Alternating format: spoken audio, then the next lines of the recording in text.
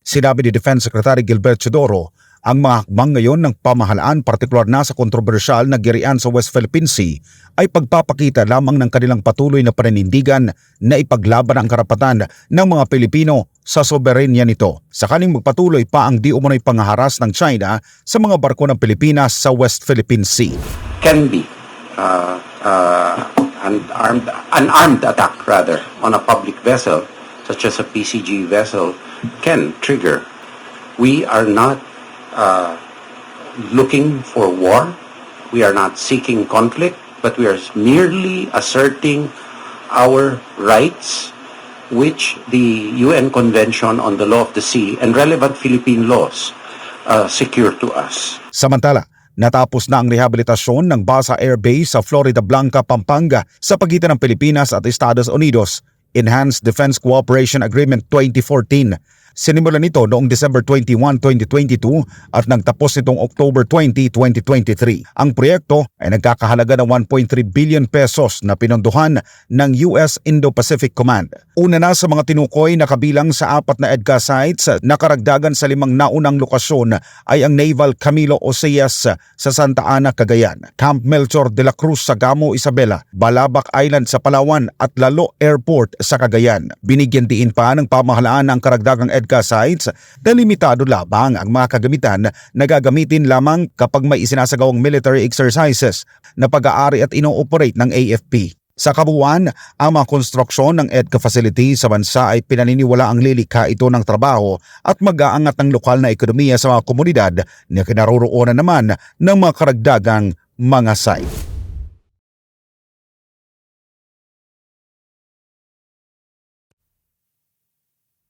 Muling nilinaw ng Defense Department ng bansa na walang intensyon ang Pilipinas na makipagyera sa sino man o kanino man. Sinabi ni Defense Secretary Gilbert Chodoro, ang mga hakbang ngayon ng pamahalaan, partikular na sa kontrobersyal na girian sa West Philippine Sea, ay pagpapakita lamang ng kanilang patuloy na paninindigan na ipaglaban ang karapatan ng mga Pilipino sa soberenya nito. Nag-ugat ito nang tanungin ang kalihim sa posibilidad ng gamitin ang Mutual Defense Treaty ng Pilipinas at Amerika sakaling magpatuloy pa ang di umano'y panghaharas ng China sa mga barko ng Pilipinas sa West Philippine Sea. The assurance by the United States, as you said, that attacks on public vessels, to include PCG vessels, can be an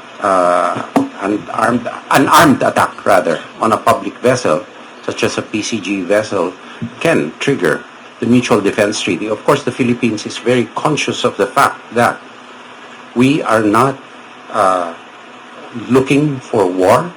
We are not seeking conflict, but we are merely asserting our rights, which the UN Convention on the Law of the Sea and relevant Philippine laws secure to us. Samantala, natapos na ang rehabilitasyon ng Basa Air Base sa Florida Blanca, Pampanga.